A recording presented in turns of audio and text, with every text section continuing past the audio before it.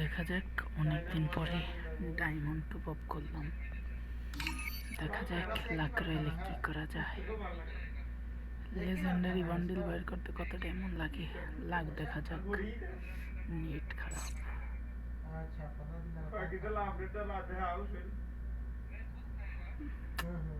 প্রচুর নেট খারাপ।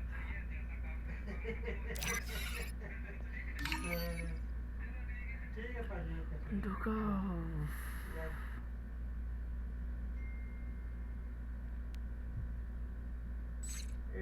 ভাই সবাই নাই কেউ মূল্য দেয় না, কেউই নেই।